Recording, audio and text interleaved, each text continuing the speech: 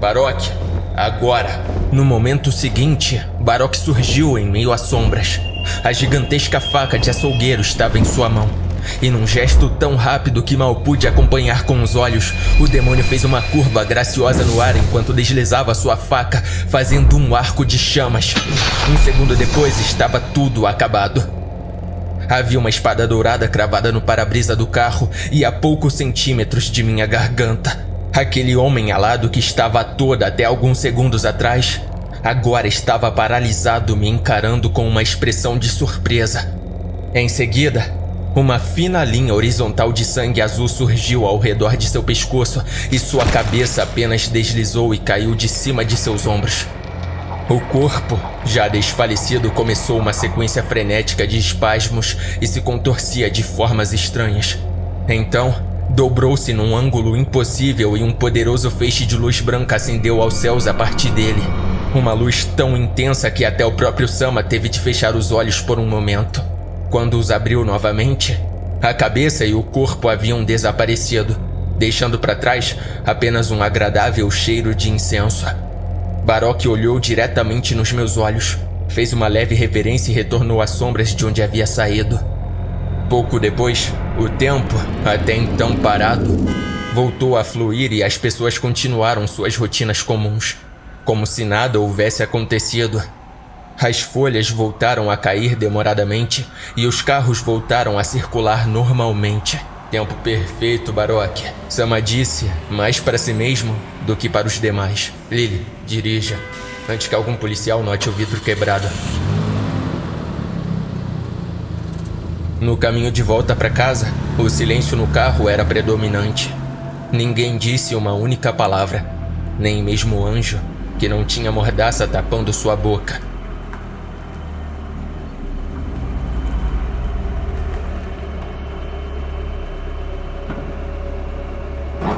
Quando chegamos, Sama e Lily desceram do carro. Leve nosso convidado pro porão. E pode começar sem mim. Tenho assuntos a tratar. Em breve me juntarei a você, ordenou. Lily carregou o anjo que tinha 3 vezes o seu tamanho, como se não fosse nada. Sua força era surpreendente.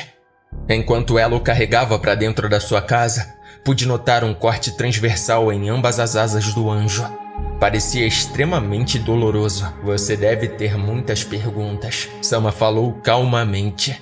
Eu não tenho a obrigação de respondê-las, mas o farei em nome do bom convívio. Então pode começar me dizendo que porra foi essa que aconteceu? Eu havia visto um ser divino perder a cabeça. Não estava no meu melhor juízo.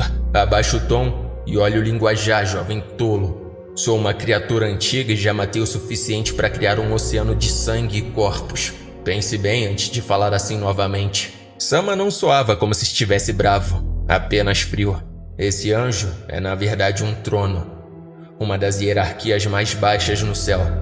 Seu trabalho é transmitir informações aos anjos superiores, como aquele serafim que perdeu a cabeça. Antes de te possuir, Sr. Dave, nós passamos dias te observando, enquanto éramos observados por esse espião.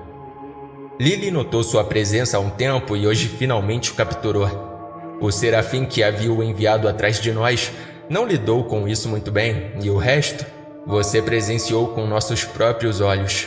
Sama explicou aquilo de forma tão clara e precisa que boa parte das minhas perguntas foram respondidas, mas ainda restavam algumas. O que foi aquilo? O tempo parou? Não necessariamente. O tempo é uma constante que só vai para frente. Nunca para trás e nunca para, mas é extremamente relativo. Os anjos possuem o poder de alterar essa relatividade, desacelerando a percepção de tempo de todos os humanos presentes. Como anjos não têm permissão divina para entrar em contato direto com os humanos, eles usam esse truque para não serem vistos. Mas só afeta humanos e animais, não funciona com demônios, possuídos ou outros anjos. Aquilo explicava muita coisa. Como Baroque surgiu tão de repente? Baroque sempre esteve conosco, nos vigiando das sombras. Ele está aqui agora mesmo. É o disfarce perfeito e também a armadilha perfeita. Baroque é um demônio superior de combate. Seu trabalho é proteger minha vida enquanto estou hospedado em seu corpo. Eu temia continuar perguntando e abusar da boa vontade daquele ser, mas controlar a língua nunca foi meu forte. O que você vai fazer com um anjo? Ora, eu venho te dizendo isso desde ontem à noite. Nós vamos matar o anjo. Mas antes, vamos interrogá-lo para saber o que ele contou sobre nós. Por quê? Você já matou um deles. O que você é? Um monstro? Achei que fosse um cara legal. Um cara legal. Sama refletiu sobre aquelas palavras e estalou a língua, como se houvesse chegado a uma conclusão. Não, criança estúpida. Não sou um monstro. Eu sou um demônio. E você deveria mostrar mais gratidão. Se não fosse por meu rápido comando a Baroque, você agora teria uma espada divina cravada na garganta. Ouvir aquilo foi um choque. Eu não tinha me tocado, mas realmente, aquele anjo havia atacado para matar. Ele não se importou nem por um momento com minha vida. Agora, chega de perguntas. Você já interrogou um anjo? Eles são duros na queda. Sama disse e em seguida entrou em minha casa, deixando-me com pensamentos sombrios. Descemos até o porão no mais profundo silêncio, até que ao longe passamos a ouvir o som de carne sendo socada. O som ficava cada vez mais alto conforme nos aproximávamos, até que chegamos na porta que dava acesso ao local. A cena diante de nossos olhos era a de um homem com asas sentado numa cadeira sendo brutalmente espancado por uma jovem ruiva. Ele já começou a falar? Questionou como quem pergunta: você foi comprar pão? Negativo, mas eu só tô apenas me aquecendo. Lily respondeu. Suas mãos estavam manchadas de sangue azul. Um momento, respondeu Sama e em seguida caminhou até o anjo.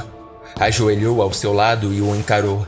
O anjo ergueu os olhos e o encarou de volta. Algumas partes de seu rosto estavam em carne viva devido aos golpes, mas seus olhos se mantinham vivos, num tom de azul tão penetrante que parecia alcançar seus pecados mais ocultos e julgá-los. Meu antigo irmão, não me traz nenhum prazer fazer isso. Pode julgar as mentiras. Então, sabe que falo a verdade. As palavras de Sama soavam com honestidade. Peço, em nome de nossa antiga união, que torne as coisas mais fáceis para nós dois. E digo que quero saber. Sama esperou pacientemente por alguns segundos, e quando parecia que o anjo não iria responder, ele falou. Sua voz conseguia ser grave e afinada simultaneamente. Filho de Caim, achas correto o que fazes?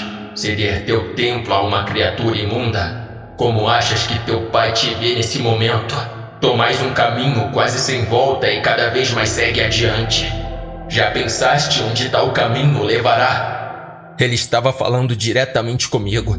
Estava me passando uma mensagem. Será que fiz uma escolha errada? Mas agora não havia mais volta. O estrago já estava feito e era irreversível. Eu teria de aprender a conviver com isso. Quanto a ti, antigo irmão, tiraste a vida de um respeitado serafim. O céu não se calará diante de tal atrocidade. Agora, tire minha vida ou me torture por dias e noites. Jamais falarei uma única palavra. Disso podes ter certeza. Sama deu um longo suspiro. Admiro sua coragem, antigo irmão. Em respeito a ela, acabarei com tudo aqui e agora para não prolongar seu sofrimento. Mas não o farei de forma indolor. No momento seguinte, Sama falou em uma língua estranha enquanto alinhava minha mão direita com o tórax do anjo. Em seguida, chamas escarlates surgiram na palma de sua mão. Era impossível ver o terror na face do anjo. As chamas aumentavam seu tamanho conforme as palavras ficavam mais sonoras, até tomar forma o suficiente para tocar no anjo. No instante em que as chamas tocaram sua pele, o anjo gritou. E por mais que eu tente, não consigo descrever aquele grito em palavras. Foi melancólico, triste, doloroso, traumatizante e alto. Tão alto que se não estivéssemos no porão, todo o bairro teria escutado. À medida que as chamas consumiam o peito do anjo, ele se debatia cada vez mais e seus gritos ficavam mais desesperados. Sei que posso morrer e reencarnar numa próxima vida sem memória alguma da vida passada. Mas ainda assim, não seria tempo suficiente para esquecer daqueles gritos. É o tipo de coisa que você simplesmente não esquece.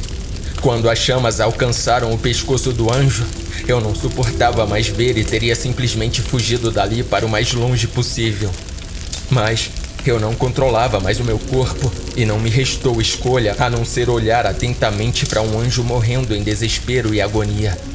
No final, sobraram apenas cinzas, sem luz ascendendo aos céus, sem um grande milagre que o salvou no último momento.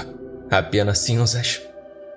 Foi quando Sama dirigiu a palavra a mim em seu habitual tom frio. Então, Sr. Dave, ainda acha que sou um cara legal?